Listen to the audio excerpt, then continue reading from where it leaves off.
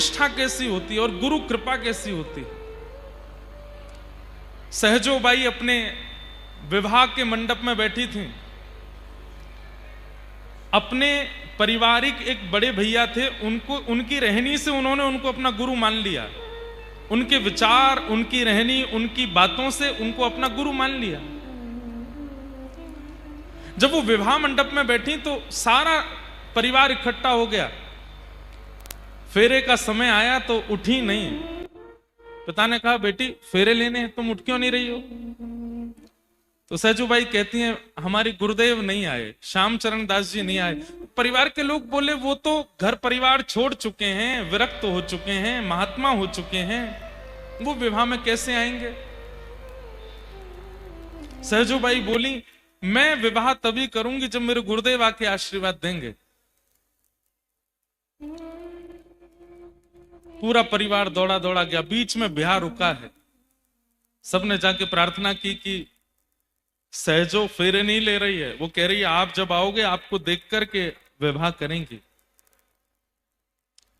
श्याम चरण दास जी महाराज ने मन बनाया और विवाह में ना जाने वाले महापुरुष आए।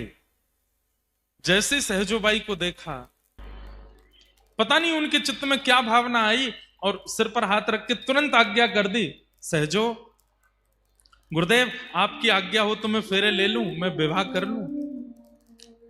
तो गुरुदेव ने आज्ञा कर दी कि मत करो, ये विवाह तुम्हारे लिए उचित नहीं है। तुम्हारे अंदर जो निष्ठा है, जो भावना है, जो प्रेम है संतों के प्रति, भगवत प्रति, गुरु के प्रति, उससे तुम्हारा गृहस्थ में प्रवेश करना उचित नहीं होगा, अन्याय होगा, मत करो। परिवार के लोग चकित रह गए, ये कैसे हमारे गुरुदेव ब्याह में आके ब्याह रुकवा दिया, उसके मुंह पे बोल रहे हैं कि तुम ब्याह मत करो। सहजोबाई ने तुरंत अपना सब ब्याह का वस्त्र सब उतार दिए और सामान्य वेश धारण कर लिया। बोले, गुरु आज्ञा हो गई, अब ब्याह नहीं करूंगी। चली गई सब छोड़ करके। दिल्ली में स्थान है सहजोबाई का, और वहीं रह करके बस अपने गुरु का स्मरण करती। एक दिन उनकी गुरु निष्ठा पर ठाकुर जी रीझ गए। इतना प्रेम, इतनी निष्ठा गुरु के प्रति रखती हैं। गुरुदेव को प्रार्थना करके आई हैं कि हे गुरुदेव, आप मेरी कुटिया पर प्रसाद पाने आओ। तो श्री श्याम चरण दास जी ने एक समय दे दिया कि हम इतने प्रहर पे तुम्हारे यहां आएंगे। उसी दिन ठाकुर जी भी रीझ गए उनकी भक्ति से। सब लोग इधर देखो, ध्यान से सुनना। गुरु जी ने कहा, कल हम इतने प्रहर पे तुम्हारी कुटिया आएंगे प्रसाद पाने के लिए। ठाकुर जी भी उसी प्रहर का प्रतीक्षा कर रहे हैं। बोले, मैं भी उसी समय जाऊंगा और देखता हूं सहजो मुझे पहले प्रणाम करेगी कि अपने गुरुदेव को करेगी। देखता हूं कैसी भक्ति, कैसी निष्ठा।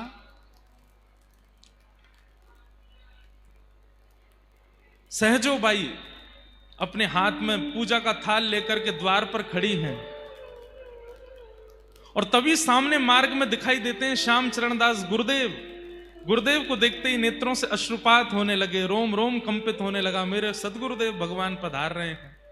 लेकिन तभी क्या देखती हैं कि गुरुदेव के ठीक बगल में मोर मुकुट धारण किए, पीतांबरी पहने हुए, अपने हाथ में अधर पर वंशी धारण किए हुए, ललित गति विलास वल गुहास प्रणय निरीक्षण कल्पितो रुमान, ललित गति से चलते हुए त्रिभंग लली श्याम सुंदर भी चलते आ रहे हैं।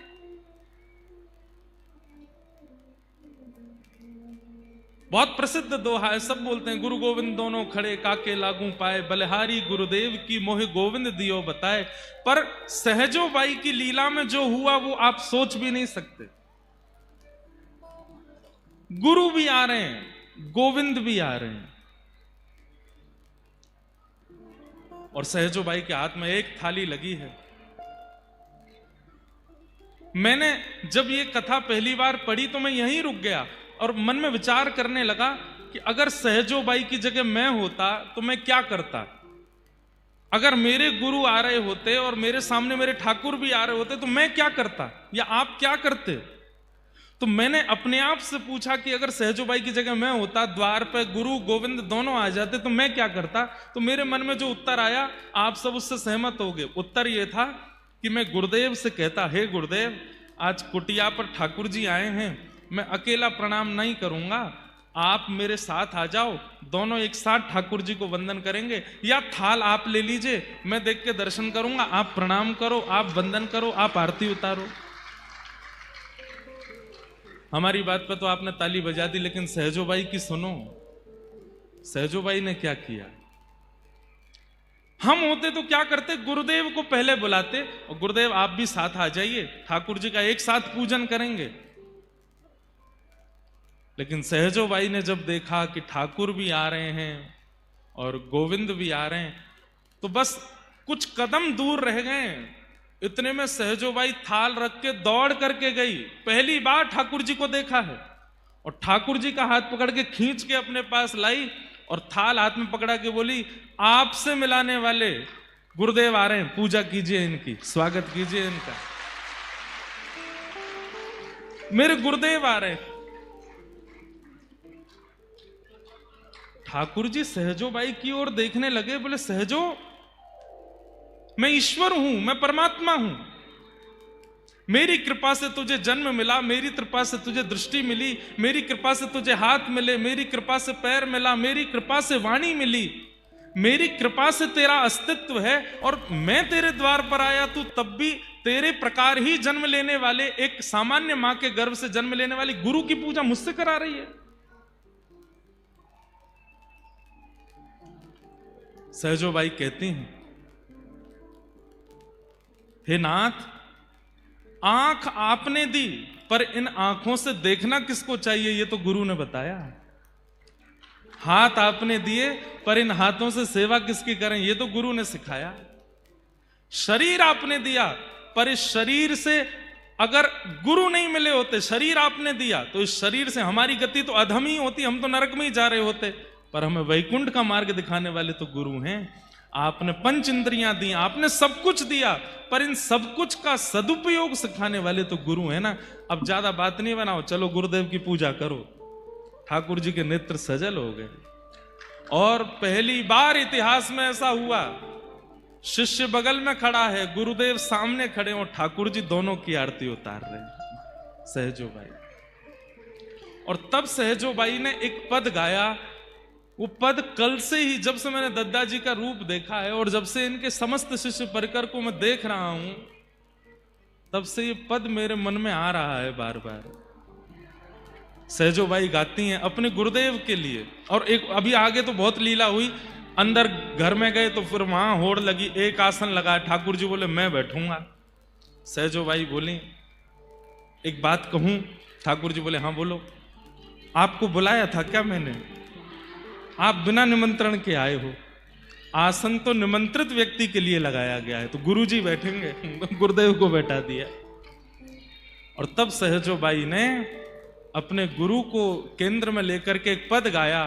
आज श्री दद्दा जी के स्वरूप को देख करके उनके समस्त शिष्य परिकर की ओर से मैं गा रहा हूं। जितने भी दद्दा जी को मानने वाले, उनको भजने वाले और उनके प्रति गुरु भाव रखने वाले हैं, वो सब हमारी वाणी में अपना स्वर मिलाइएगा और सहजोबाई की तरह गाइएगा। महाराष्ट्र में श्री सद्गुरुदेव भगवान की।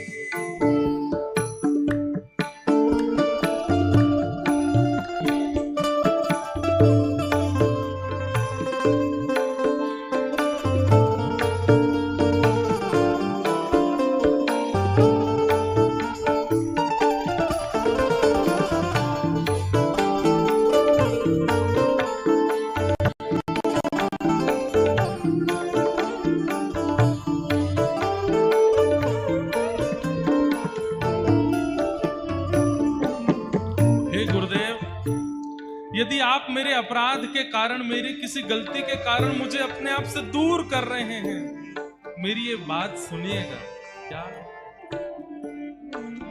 हे मारी झिड़को तो नहीं जाऊं, मारी झिड़को तो नहीं जाऊं,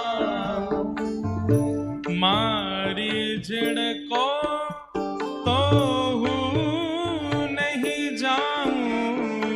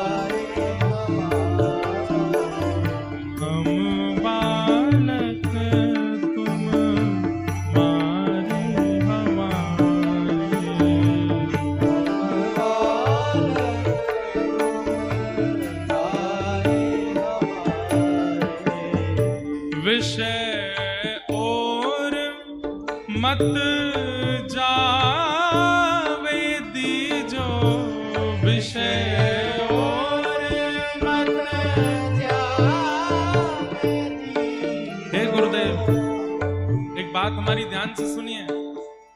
यदि सद्गुरु जीवन को प्राप्त हो चुके हैं, संसार के विषय आप अपने आप प्राप्त कर सकते हैं। संसार की भौतिक वस्तु आप स्वयं परिश्रम करके प्राप्त हो सकते हैं। बस गुरुदेव से तो इतनी प्रार्थना कीजिए, हे गुरुदेव आप अपनी ऐसी दृष्टि मुझ पर रखना कि मैं कुछ गलत ना करूं। आप मुझ पर इतनी कृपा रखना, इतनी कमान रखना अपनी कि मुझसे कोई अपराध ना बने। संसार में पाना क्या है, संसार में भोगना क्या है, संसार में मिलना क्या है, वो सब मैं अपने कर्मों पर छोड़ता हूं। पर संसार में मैं खोऊंगा क्या, उसकी जिम्मेवारी आप रखो। मैं कुछ गलत ना कर बैठूं, मुझसे कोई अपराध ना बने। गुरुदेव इसकी कृपा मुझ पर करिएगा।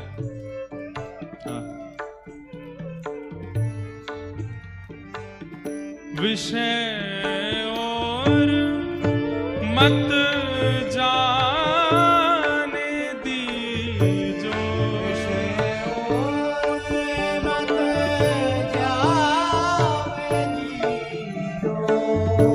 दूर दूर जाऊं गहली जो, दूर दूर जाऊं गहली,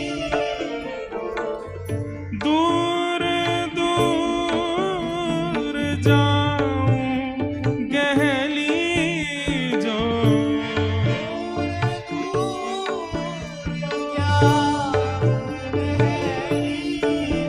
हे चरण दास कहे सहजो दासी, चरण दास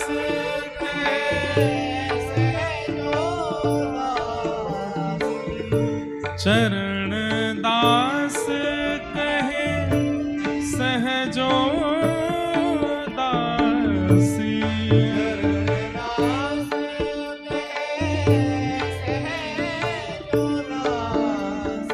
हे हो रक्षक पूरण अविनाशी, हो रक्षक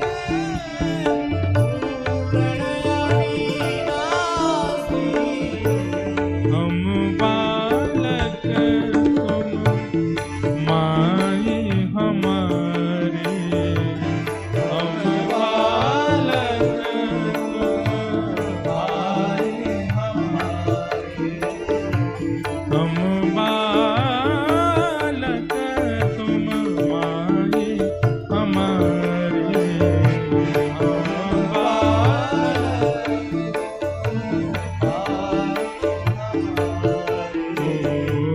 हम बालक तुम माई हमारी, हम बालक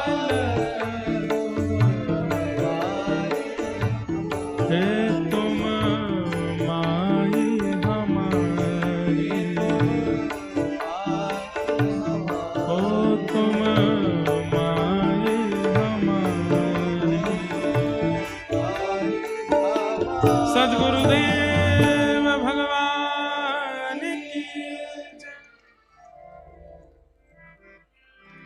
ऐसी सहजो बाई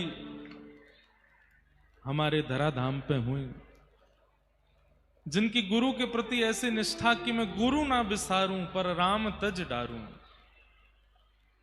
और ये सहजो बाई अकेली नहीं है, ऐसी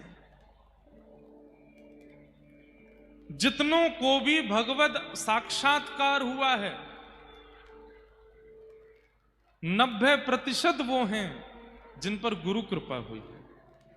10% वो हैं जो पूर्व जन्म में या किसी जन्म में गुरु कृपा प्राप्त कर चुके हैं। उस हिसाब से 100% बिना गुरु कृपा के भगवत साक्षात्कार संसार की वास्तविकता का अनुभव ही नहीं हो पाता। ऐसे गुरु के प्रति अपने श्रद्धा सुमन अर्पित करते हुए, निष्ठा अर्पित करते हुए यहां दद्दा धाम का निर्माण हो रहा है। और आज अपनी आत्मा की मैया, आत्म कल्याण करावे वाली मैया का ये दिव्य धाम यहां निर्माण हुआ है और उसमें हमें सेवा करने का अवसर मिल रहा है। ये सौभाग्य है। गुरु अप्रत्यक्ष रूप से भगवत स्वरूप, भगवत वाहक के रूप में है।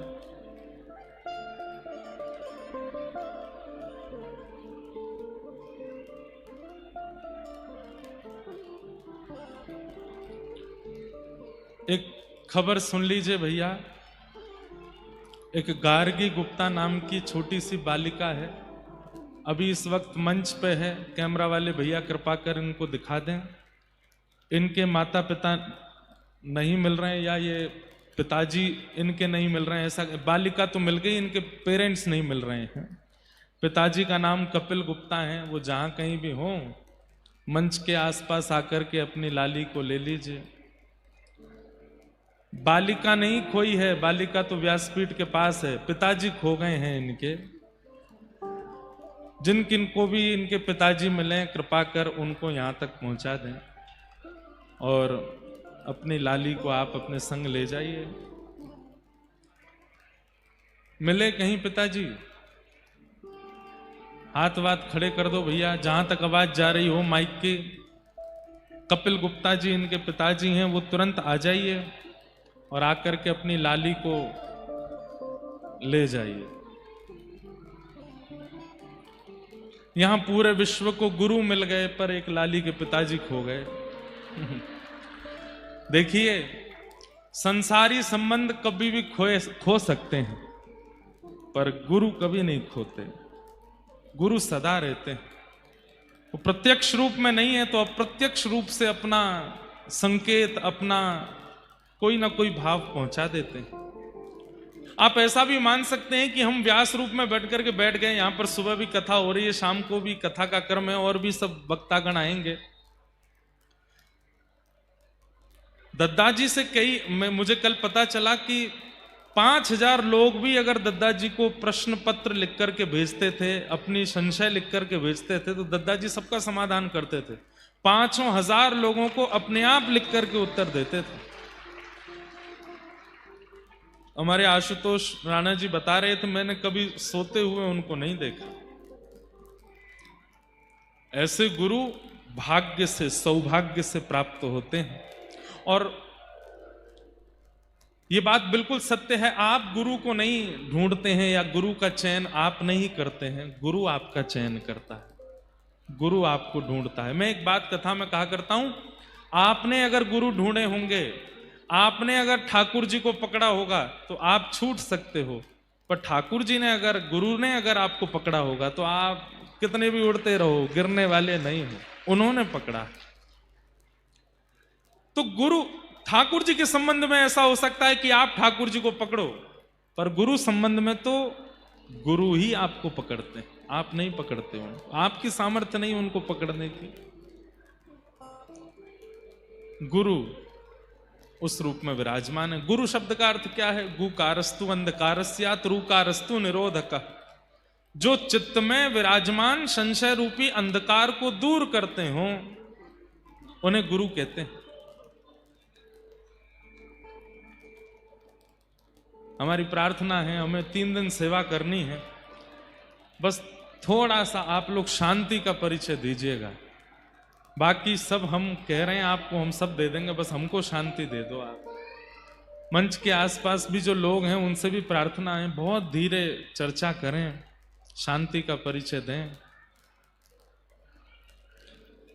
आज सुबह सुबह कुछ गुरु के प्रति भावना मन में प्रकट हुई। अगर आपको प्रस्थान करना हो तो आप आगे की यात्रा पर जा सकते हैं। हाँ, क्योंकि बीच में फिर आपको दिक्कत होगी उठने में। हाँ, शिष्य के शिष्यत्व में 5 बातें प्रधान हैं। उनमें से प्रमुख चर्चा है गुरु के रूप को देखें कैसे। सब लोग ध्यान से सुनिए। तो गुरु रूप में जब तक परब्रह्म का साक्षात्कार ना हो तब तक गुरु को ही परब्रह्म स्वरूप मानो। ये परब्रह्म ही है हमारे, और परब्रह्म भावना से ही उनका दर्शन करना चाहिए। गुरु साक्षात परब्रह्म तस्मै श्री गुरुवे नमः। तो गुरुदेव का दर्शन परब्रह्म दृष्टि से, परब्रह्म बुद्धि से, साक्षात ठाकुर जी। एक नगर के एक राजा थे, उनकी बेटी का नाम था वैराग्यवती। उनका नाम वैराग्यवती इसलिए पड़ा कि जब से उन्होंने बोलना सीखा तब से वैराग्य की बातें ही कहीं, इसलिए उनका नाम वैराग्यवती पड़ गया। सब लोग इधर देखिए, सावधानी से सुनिए सब लोग। यहां जितने भैया खड़े हैं मंच के आसपास, हाँ, माता जी को करके फिर विराज जाओ सब। वैराग्यवती नाम की एक राजकुमारी थी, राजकन्या थी, लेकिन पता नहीं कैसे, कौन से जन्म का उनका पुण्य था कि जन्म से जब से बोलना प्रारंभ किया वैराग्य की ही बातें मुख से निकलती थी। दुनिया के लोग सुंदर पुष्पों को देख के कहते कितना सुंदर है, कितना सुंदर है, कितनी इसकी सुगंधी देखो, इसका रंग देखो, इस पुष्प की कोमलता देखो। वैराग्यवती कहती सर्दियों को आने दो, पतझड़ का मौसम आएगा, सारी सुंदरता निकल जाएगी इसकी। घर के बड़े लोग कहते तू कैसी बात करती है, तेरे पास और कोई बातें ही नहीं होती। अब घर में रिश्तेदार के रूप में नव विवाहित जोड़ा आते, वो आकर के प्रणाम करते, बोले आप हमें आशीर्वाद दो, हम दोनों की जोड़ी सदा बनी रहे। वैराग्यवती आ जाती, वहां पर भी वैराग्य की बातें करने लगती। मन पंछी उड़ जाई हैं जादिन, तादिन तेरे तनु तर वर के, सबई पात झड़ जाई हैं, स्वार लाग करें सब पीती, सुर नर मुनि जन की यह रीति। सब स्वार्थ के संबंधी हैं, ये संबंध कोई विशेष नहीं है, तुम दोनों विवाह करके आए हो। हर जगह वैराग्य की बात करती थी, इसलिए उसका नाम वैराग्यवती। एक समय आने पर तो राजा ने छोटी सी कुटिया बना करके महल के बाहर उनका निवास बना दिया। बोले तुम यहीं रहो, और पूरे दिन क्या करती, केवल ठाकुर जी का स्मरण।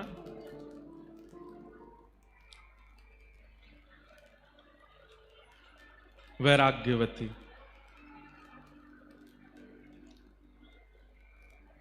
ठाकुर जी का स्मरण करती और कोई उसके पास चर्चा नहीं होती। एक दिन अपनी कुटिया में बैठी थी, नाम की कुटिया थी, क्योंकि राजा की पुत्री है तो सब प्रकारेण सारे सुख थे उसके पास। पिता ने सारी व्यवस्था कर रखी थी, सोने चांदी के बर्तन दे रखे हैं, सब कुछ दे रखा है, सब कुछ व्यवस्थित था उनके पास। तो एक बार एक चोर आया, ध्यान से सुनिएगा, और उस चोर को पता चला कि राजा के यहां पहुंचना तो बहुत मुश्किल है, महल में रहते हैं, बहुत लोग पहरेदारी में रहते हैं, पर ये राजा की पुत्री है वैराग्यवती, ये बाहर रहती है, और हमने सुना है इसके पास भी इतना धन तो है इसकी कुटिया में कि अगर चोरी कर लिया जाए तो हमारा कम से कम 1-1.5 साल का तो पोषण हो ही जाएगा। तो वो चोर जैसे ही वैराग्यवती की कुटिया में प्रवेश करने लगा तो वैराग्यवती उस समय ठाकुर जी की पूजा करके कुछ प्रार्थना कर रही थी। तो उसने सुना ये बोल क्या रही है। तो वैराग्यवती बोल रही थी, ठाकुर जी मुझे संसार से वैराग्य हो गया, माता पिता परिवार सबने मुझे दूर कर दिया, आपकी बड़ी कृपा, आपकी कृपा से सब मुझसे दूर हो गए, बस अब मुझे एक की चाह है, आप मत मिलिए मुझे, पर मेरे जीवन में एक सदगुरु भेज दीजिए, जिन गुरु की कृपा से मैं आपको प्राप्त कर सकूं, ऐसे गुरु मेरे जीवन में भेज दीजिए, गुरु कृपा मुझ पर करवा दीजिए। और ठाकुर जी से बस प्रार्थना करती रहती, मुझे गुरु कब मिलेंगे, मेरे सदगुरु कहां होंगे, मेरे गुरु कब कृपा करने के लिए मेरे ऊपर आएंगे। तभी वो चोर पहुंच गया और चोर ने सुन लिया। चोर ने मन में विचार किया, ये गुरु खोज रही है, भेष ही तो बदलना है, मैं बन के चला जाता हूं। धोती पहन करके, सिर पर बढ़िया त्रिपुंड लगा करके और हाथ गले में कुछ मालाएं डाल करके, झोला टांग करके तुरंत द्वार पर आ गए और द्वार पर आकर के उस वैराग्यवती से कहने लगे, जल मिलेगा, हम बड़े प्यासे हैं, सीताराम जल मिलेगा। वैराग्यवती ने देखा, देख करके बोली, मेरे द्वार पर संत आए हैं। तुरंत जल लेकर के आई और जल ला करके जैसे प्रस्तुत करने लगी तो वो चोर जो संत का रूप धारण करके बोला, अरे अरे सुनो, प्यास तो मुझे बहुत लगी है, लेकिन मेरा एक नियम है, क्या, मैं जब तक दीक्षा नहीं दे देता, जब तक अपना शिष्य नहीं बना देता, तब तक उसके हाथ से कुछ पाता नहीं हूं। मैं केवल शिष्यों के हाथ से ही जल पीता हूं, शिष्यों के हाथ से ही प्रसाद पाता हूं। अब प्यास तो मुझे बहुत लगी है, रात्रि का समय, सब सो रहे हैं और तुम्हारे हाथ से पानी पीना है, प्यास तो बहुत लगी, लेकिन बिना शिष्य बनाए कैसे पीऊं।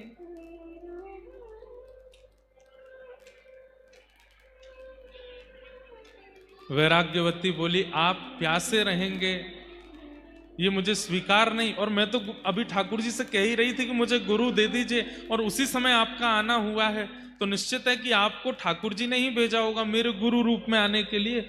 आप एक काम कीजिए, जल का पात्र बाद में आप पी लीजिएगा, मुझे दीक्षा दे दीजिए।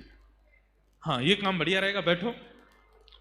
और चोर ने अब उसको जो भी आता था मंत्र वंत्र बोलना, जो उसको राम नाम याद था या जो भी नाम याद था, कान में बोल दिया और गले में एक माला पहना दी, तिलक कर दिया, बोले आज से तुम मेरी शिष्या हो, लाओ अब जल पिलाओ। जलपान कर लिया।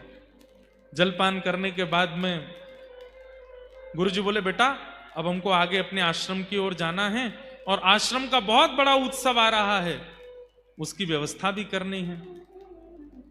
जी गुरुदेव आप आज्ञा करो। बोले काम करो, तुम्हारे पास जितना भी द्रव्य है, जितना भी सब सामग्री है, सब लेके चलो और हमारे आश्रम में थोड़े सहायता करना। और हमारी गुरु दीक्षा का एक नियम और रह गया है, वो हम अभी करेंगे। क्या नियम है गुरुजी? बोले आप चलो। तो वैराग्यवती चल पड़ी, अपने घर का सारा सामान लेकर के, सारा धन धान्य लेकर के। अब तो गुरु मिल गए हैं, जो कहेंगे सब करूंगी। हम आपको ये बताना चाहते हैं कि गुरु के प्रति निष्ठा का फल ठाकुर जी कैसे प्रदान करते हैं। आजकल भी ऐसा सुनने में मिल जाता है, कई इंटरव्यूज में, कई जगह बड़े बड़े चैनलों पर भी लोग बोलते हैं, संत जन आदि, कथा वक्ता आदि आदि आदि ये तो सब बस लूट रहे हैं, इतना पैसा ले रहे हैं, इतना ये कर रहे हैं, यहां पैसा करते हैं। बहुत सावधानी से सुनो। अगर कोई इस मनस्थिति से कथा कर भी रहा है कि उसको धन कमाना है, कोई इस मनस्थिति से अगर शिष्य बना भी रहा है, तो भी शिष्य की दृष्टि कैसी होनी चाहिए ये सुनिए। उनको दंड नहीं मिलेगा ऐसा नहीं है। जो इस प्रकार लोगों का सिंचन करते हैं और केवल धन को प्रधानता देकर के सारी क्रियाएं करते हैं और रूप बनाते हैं वैष्णव का, ठाकुर जी कह रहे हैं वो बचने वाले नहीं है, उनको दंड यम नहीं देंगे। उनको दंड यमदूत नहीं देंगे, उनको दंड कोई और नहीं देगा, उनको मैं दंड देता हूं। और एक बात याद रखिएगा, क्लास टीचर डांट दे ठीक है, मॉनिटर डांट दे ठीक है, कोऑर्डिनेटर डांट दे ठीक है, प्रिंसिपल के पास अगर बात पहुंच गई तो फिर डांट कुछ ज्यादा ही सीधे रिस्ट्रिक्शन ही होता है फिर स्कूल में। ठाकुर जी प्रिंसिपल हैं, सबको दंड नहीं देते। सबको दंड देने के लिए भगवान ने यमराज जी बैठा रखे हैं, सबको दंड देने के लिए ठाकुर जी ने, अरे भैया आ जाओ, ये जिनकी मैया है वो आ जाओ। हाँ रुको, कहां है, क्या नाम है बता दो, हम बुला दें। अच्छा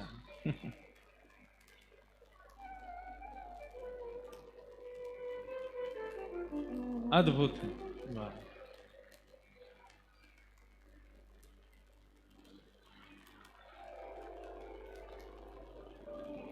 जय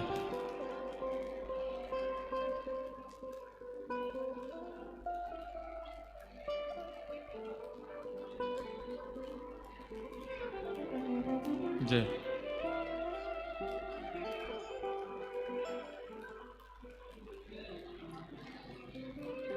बोलो सदगुरुदेव भगवान की जय। दादाजी महाराज के परम कृपा पात्र और अभिनय जगत के भी अद्भुत कलाकार राजपाल यादव जी भी अभी अभी पधारे हैं, खूब खूब उनका अभिनंदन। हम जो प्रसंग सुना रहे थे वहीं चलें दोबारा। कटनी के लोग अद्भुत हैं, अद्भुत हैं। हमारे दादाजी महाराज बड़े सरल और बड़े सहज और बड़े सरल स्वभाव के हैं।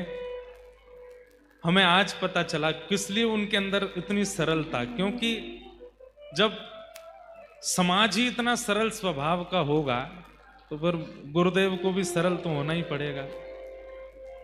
और हमारी कथा चल रही है, इतना गंभीर प्रसंग, वो माता जी यहीं खड़े होके जल्दी आ, यहां पे आ।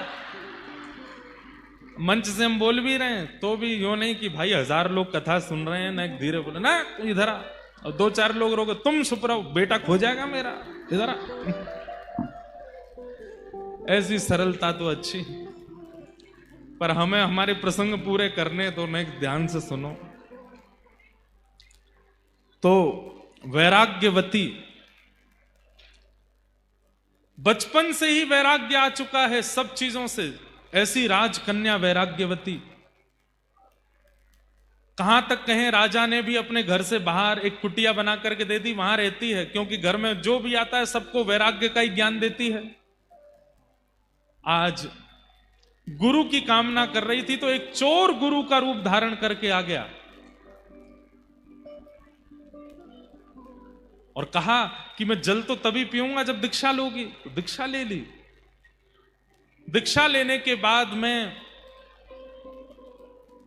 उस चोर ने कहा कि हमारे शिष्यत्व बनाने की एक विधि जो है वो जंगल में होगी, हमारे साथ चलो।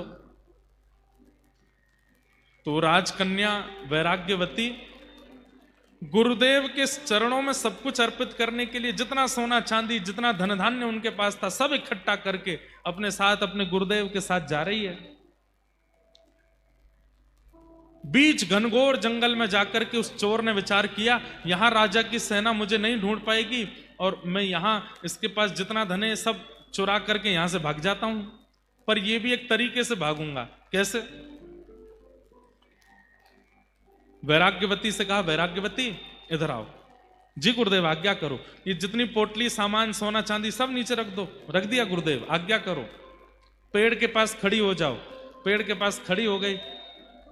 एक बड़ी रस्सी लेकर के आए वो चोर और उस रस्सी से वैराग्यवती को बांध दिया और कहा, अब तुम्हारी असली दीक्षा हो रही है। क्या करना होगा गुरुदेव? बोले, जब तक मैं लौट करके ना आऊं तब तक तुमको यहीं बंधे रहना पड़ेगा, और तुम अगर यहीं बंधी रही तो तुम्हारी दीक्षा पूर्ण होगी। फिर तुम जो चाहोगी, जिस ठाकुर का दर्शन, जिस भाव का दर्शन, जिस लोक की प्राप्ति, वो सब तुमको मैं गुरु कृपा से तुमको प्रदान करूंगा। बस याद रहे जब तक मैं आऊं ना यहीं बंदी रहना। वैराग्यवती बोली गुरुदेव आप चिंता मत करो, मेरी निष्ठा है आपके चरणों में। बंध गई वहीं पर। वो चोर गुरु जो बने थे सारा धन धान्य लेकर के सोना चांदी आदि सब चुरा करके वहां से और निकलते बने, अपनी पोशाक वोशाक सब उतार के फेंक दी, खूब नाचने लगे। बोले अब तो आनंद आ गया, 1-2 साल की भरपाई हो गई, इतना सोना चांदी मिल गया, गुरु बनकर के किसी को ठग लिया, अब आनंद आएगा। और वैराग्यवती तो वहीं खड़ी है और बार बार उस चोर के चरणों का ही स्मरण कर रही है। कैसे युगल चरण है मेरे गुरुदेव के, कैसे सुंदर स्वरूप है मेरे गुरुदेव के, मेरे गुरुदेव कितने कृपालु हैं। यहां राज्य में हल्ला हो गया कि वैराग्यवती अपने भवन में नहीं है और सारे उसके गहने और जितने भी सोने चांदी आदि थे वो सब भी वहां से कोई ले जा चुका है। राजा ने अपनी सेना लगा दी चारों दिशाओं में, मेरी पुत्री को ढूंढो कहां है। ढूंढते ढूंढते 3 दिन लगे। 3 दिन बाद घनघोर जंगल में वैराग्यवती मिली। एक पेड़ से बंधी हुई खड़ी है, मुख पर प्रसन्नता है, अपने गुरुदेव का स्मरण कर रही है। तभी सैनिकों ने जाकर के वैराग्यवती को प्रणाम किया। प्रणाम राजकुमारी, पिताजी महाराज आपको ढूंढ रहे हैं, आप जल्दी चलिए। जैसे ही रस्सी खोलने लगे, खबरदार खोलना नहीं, मेरे गुरुदेव मुझे बांध करके, मेरी दीक्षा चल रही है, जब तक गुरुदेव लौट करके नहीं आएंगे तब तक मुझे यहीं रहना है। सैनिक अब इससे ज्यादा क्या कर सकते हैं, दौड़ करके राजा को जाके बताया उस जंगल में वहां वैराग्यवती बंदी है, बोल रही है कि गुरुदेव बांध के गए हैं, वो जब तक नहीं खोलेंगे तब तक नहीं आऊंगी। राजा, राजमाता, पूरा परिवार गया, सबने जाकर के कहा वैराग्यवती चलो यहां से आगे जाना है घर पर। और कब तक बंदी रहोगी, 3-4 दिन तो तुम्हें हो गए। पिताजी आप तो जानते हैं बचपन से ही मेरा स्वभाव वैराग्य का रहा है, कृपा करके जब तक मेरे गुरुदेव आके ना खोलें तब तक मेरे को स्पर्श मत कीजिएगा। मेरे गुरुदेव ही आकर के रस्सी खोलेंगे तभी मैं यहां से जाऊंगी। राजा बोले तुम्हारे गुरु कौन है, क्या नाम है, कौन से संप्रदाय के हैं, किस शहर में रहते हैं, कहां उनका आश्रम है, कुछ तो बताओ। वैराग्यवती बोली ये तो मुझे नहीं पता। वो तुम्हें नहीं पता तो फिर कैसे चलेगा काम। मैंने गुरुदेव से नहीं पूछा, गुरुदेव बताएंगे तो मैं उसकी जानकारी रखूंगी, मैं अपने आप कैसे पूछ सकती हूं।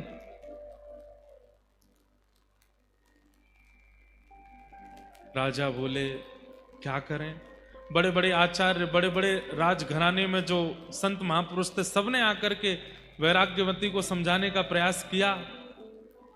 वैराग्यवती वो कोई गुरु नहीं है, वो ठग है, तुम्हारे सारे बर्तन लेकर के, सारे तुम्हारे आभूषण लेकर के भाग गया है, कोई गुरु रूप धारण करके आया, तुमको ऐसे ही परेशान करके चला गया है।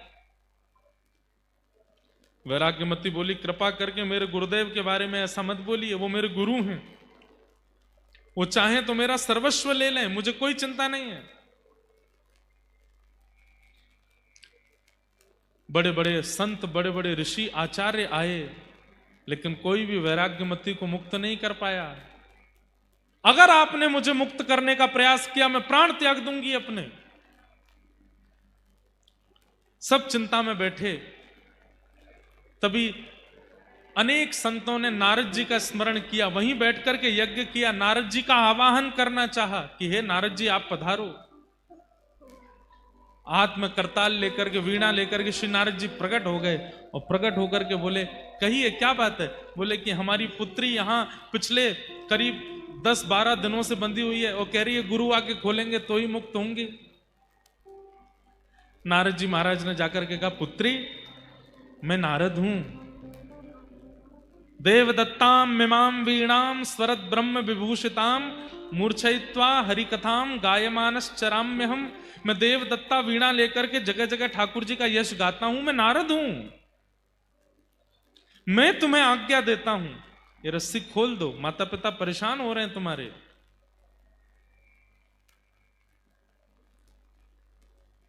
और तुम जिस गुरु के लिए यहां बंधी हुई हो, वो गुरु गुरु नहीं है, वो कोई और है।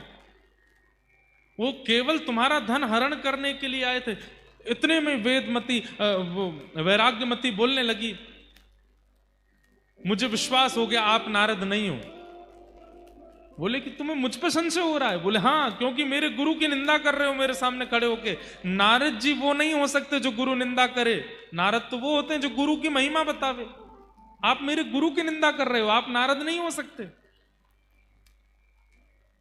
नारद जी हार गए, राजा हार गए, पूरा परिवार हार गया, लेकिन वैराग्यमती ने रस्सी नहीं खोली।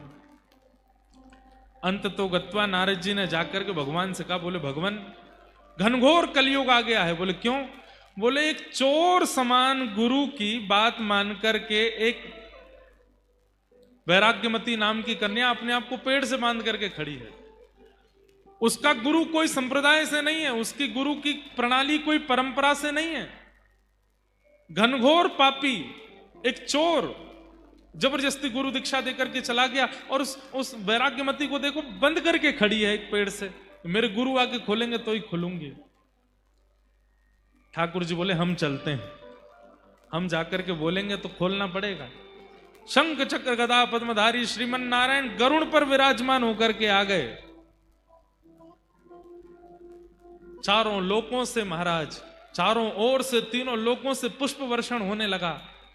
ठाकुर जी प्रकट हो गए, वैराग्यमती के नेत्र सजल हो गए, पूरा परिवार धन धन्य हो गया। ठाकुर जी प्रकट हो गए, ठाकुर जी प्रकट हो गए। ठाकुर जी ने प्रकट होकर के वैराग्यमती को देखा, बोले हम तुम्हारी निष्ठा पे बहुत प्रसन्न हैं। ऐसी गुरु निष्ठा, ऐसी गुरु निष्ठा कि तुमने इतने इतने महीनों से अपने आप को पेड़ से बांध करके रखा है। हम तुम्हारी निष्ठा से बड़े प्रसन्न हैं। अब हम आज्ञा करते हैं, तुम ये रस्सी खोल दो। और जिन गुरु का मंत्र लेकर के और जिन गुरु से दीक्षा लेकर के तुम यहां खड़ी हो, वो गुरु नहीं है, वो एक चोर है, वो सामान्य व्यक्ति है, केवल तुमको ठगने के लिए गुरु का रूप धारण करके आया। वैराग्यमती के नेत्र सजल हो गए, ठाकुर जी के चरणों में वहीं से सिर झुका करके प्रणाम करती हुई बोली कि नाथ, पिता ने आकर के रोका, कुल गुरु ने आकर के रोका, नारद जी ने आकर के रोका, सबने एक ही बात कही कि मेरे गुरु चोर हैं, मेरे गुरु गुरु नहीं है, मेरे गुरु ठग हैं। सबने गलत गलत शब्द कहे, पर मैं मानती रही कि मेरे गुरु ही परम सत्य हैं। और आज तो इस बात पर प्रमाण हो गया कि मेरे गुरु सर्वोपरि है। भगवान बोले मैं निंदा कर रहा हूं तो भी तुम मान रही हो सर्वोपरि। वैराग्यमती कहती है, जिन गुरु के जीवन में आते ही कुल गुरु के पास मुझे नहीं जाना पड़ा, वो यहां आ गए, नारद जी यहां आ गए, और अंततो गत्वा ठाकुर जी यहां आ गए। वो गुरु नकली कैसे हो सकते? जिन गुरु की दीक्षा प्रदान करते ही ठाकुर जी को मेरे सामने आना पड़ गया। अरे लोग हजार हजार वर्ष तक तप करते रह जाते हैं, आप उनकी तरफ देखते तक नहीं हो।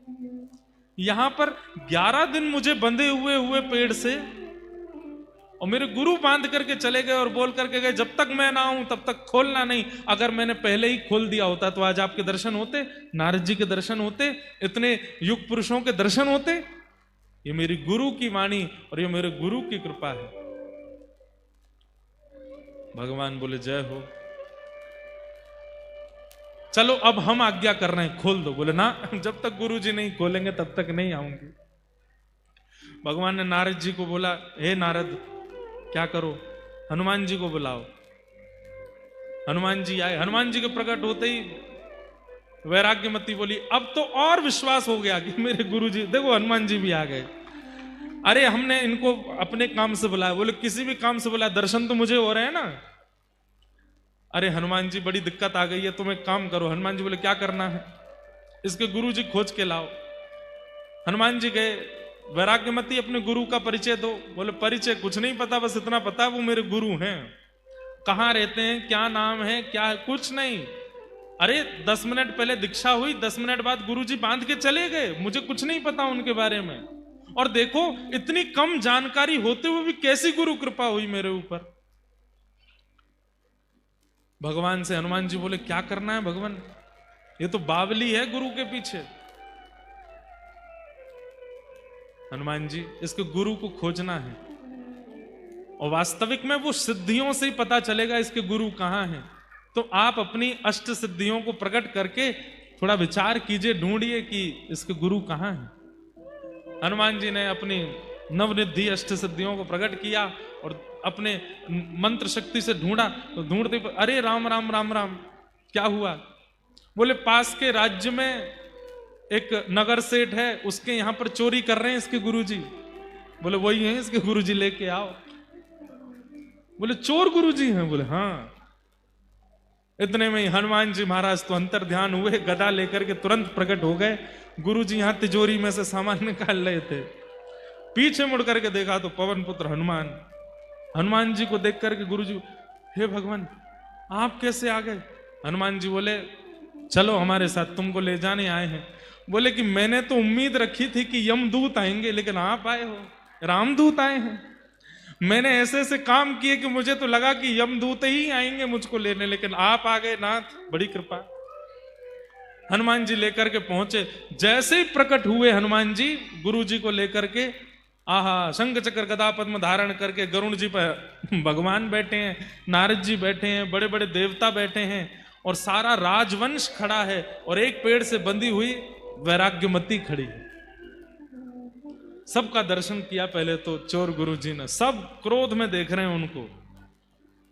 बारे चोर, गुरु बनकर के ऐसी दीक्षा देकर के गया, जैसे ही वैराग्यमती को देखा, अब चोर बोलता है तू अभी तक बंधी है यहीं पे? वैराग्यमती बोली गुरुदेव आप आज्ञा करके गए थे कि जब तक आप नहीं खोलोगे तब तक मैं यहीं बंधी रहूंगी।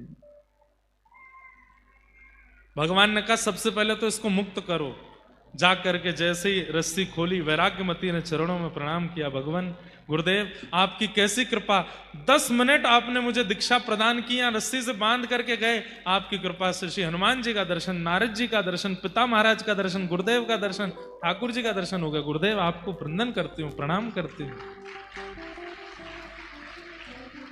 भगवान ने हनुमान जी की ओर देखा, नारद जी की ओर देखा, सब साधन मुझे प्राप्त करने के एक तरफ, हनुमान जी देख लीजिए, और गुरु निष्ठा एक तरफ, ये गुरु निष्ठा है। तो हमारी प्रार्थना, ये बात हमने क्यों कही, गुरु को गुरुत्व मत सिखाओ, उनको रहने दो वो जैसे हैं, आप अपने शिष्यत्व में निष्ठा ले आओ। अगर गुरु अपनी पदवी से कभी गिर भी गए होंगे तो आपका शिष्यत्व उनको उठा लेगा, उनको पुनः विराजमान कर देगा। आजकल ऐसा ही होता है, हमारे भारत में कई जगह पर ऐसे ही गुरु प्रकट हो गए हैं। हर कोई दद्दा जी के जैसा स्वरूप का नहीं है, हर कोई श्रीमद वल्लभाचार्य जी जैसा नहीं है, श्री हितरवंश महाप्रभु जैसा नहीं है, हर कोई रैदास जी जैसा नहीं है। गली गली में गुरु फिरे, हमसे दीक्षा ले, स्वर्ग जाओ चाहे नरक में, हमें तो बस लिफाफा दो, ऐसे गुरु हैं। पर हमारी आपसे प्रार्थना, पहली बात, सीधे गुरु मत बनाइए, कुछ दिन वाणी का संग कीजिए, वचनामृत सुनो। और आप पूछेंगे कि वाणी में क्या सुने, वाणी से अनुभव कीजिए कि आपके चित्त के संशयों का समाधान होता है कि नहीं। और दूसरी विशेष बात, इनकी वाणी सुनकर के मुझे भगवत साक्षात्कार की अनुभूति होती है कि नहीं। ठाकुर जी के प्रति अगर सामीप्य बढ़ रहा है, गलत मार्ग त्यागने की चित्त में इच्छा हो रही है, अपने जीवन को सुधारने का मन बन रहा है, अगर किसी की वाणी सुन करके, किसी का दर्शन करके, किसी के संग रह करके अपने दोषों को दूर करने की चित्त में इच्छा प्रकट हो रही है, तो समझो वो गुरु, और तब उनसे दीक्षा ग्रहण करो। लेकिन गलती हो गई, जल्दीबाजी में दीक्षा ले लिए, अब बाद में पता चला कि गुरु जी तो ऐसे ही हैं, तब क्या करें। तो ये बात मन में लानी ही नहीं है कि गुरु जी ऐसे ही हैं, हमारे गुरु जी जैसे भी हैं सर्वोपरि। आप अपनी निष्ठा प्रगाढ़ कर लो। अगर गुरु अपनी गुरु स्थिति से गिर भी गया होगा, ठाकुर जी उसको संभाल लेंगे आपके शिष्यत्व से।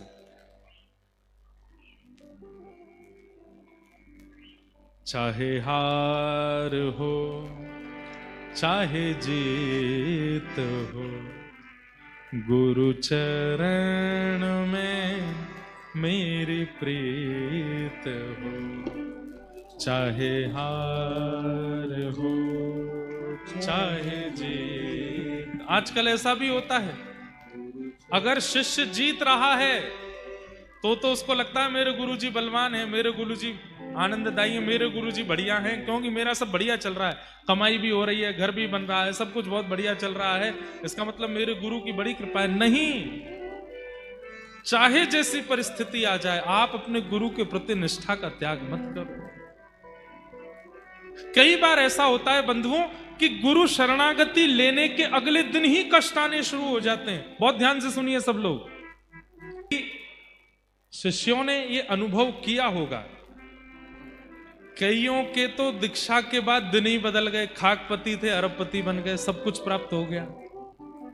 और कईयों को दीक्षा के तुरंत बाद ही ठोकर लगी, गिर गए, नाक में लग गई, मुंह में लग गई और सब खत्म और होने लगा। जो रहा सहा था वो भी चला गया। दोनों स्थिति का क्या भाव है गुरु प्रणाली में, गुरु कृपा में, दोनों स्थिति का क्या भाव है, ध्यान से सुनो। अगर गुरु शरणागति प्राप्त करते ही सब छूटने लगे, सब खत्म मात्र सा होने लगे, तो इसका अर्थ है हम आप सब लोग अनेक जन्मों तक पृथ्वी पर अपने पूर्व जन्मों के या इस जन्म के कर्मों को भोगने आते हैं। ये सबको पता है, ये प्रारब्ध कर्म हम भोग रहे हैं। हमने ऐसा ही कुछ पूर्व में किया है जिसका फल हमको इस जन्म में मिल रहा है। इस जन्म में भी हम कुछ ना कुछ कर देंगे तो अगले जन्म में भी भोगना पड़ेगा। गुरु की कृपा कैसी होती है कि गुरु शरणागति प्राप्त होते ही गुरु के मन का नहीं पता उन्होंने क्या विचार किया। अगर वो किसी पर बहुत कृपा कर देते हैं तो एक बार में सोच लेते हैं, लाला मन में विचार कर लेते हैं कि भाई अभी इसके 6-7 जन्म और बचे हैं, इसको 6-7 जन्मों तक अपने पूर्व के किए हुए कृत्यों को भोगना पड़ेगा। ठाकुर जी से प्रार्थना कर देते हैं, नाथ 6-7 जन्मों तक इसको नहीं बुलाइए, इसी जन्म में सब खत्म करवाइए। अगले दिन से ही कष्ट प्रारंभ होते हैं।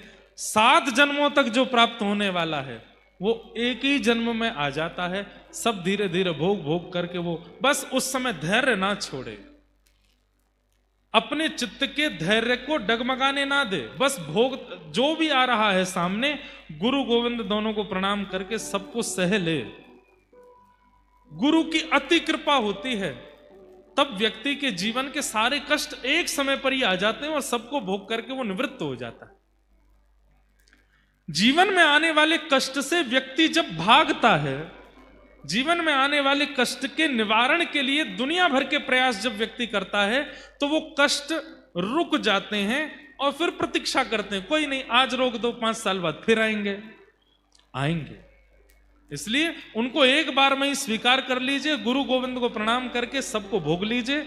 7 जन्मों में प्राप्त होने वाला कष्ट अगर गुरु कृपा और गुरु भाव में आपकी निष्ठा होगी, 7 दिन में व्यतीत हो जाएगा, 7 दिन में नष्ट हो जाएगा, निवृत्ति हो जाएगी।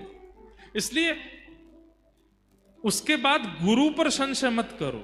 हमने गुरु दीक्षा लिया, हमने गुरु शरणागति ली, हमने गुरुदेव को प्रणाम किया, हमारे तो जीवन में बड़े कष्ट आ गए। उसके बाद वो कष्ट नहीं, वो अनेक जन्मार्जित जो आपके भोग हैं वो सब एक साथ आए हैं और गुरु ने कृपा करके कहा एक बार में इस सबको नष्ट निवृत्त कर लो। चाहे हार हो चाहे जीत हो, गुरु चरण में मेरी प्रीत हो। चाहे हार हो चाहे जीत हो, गुरु चरण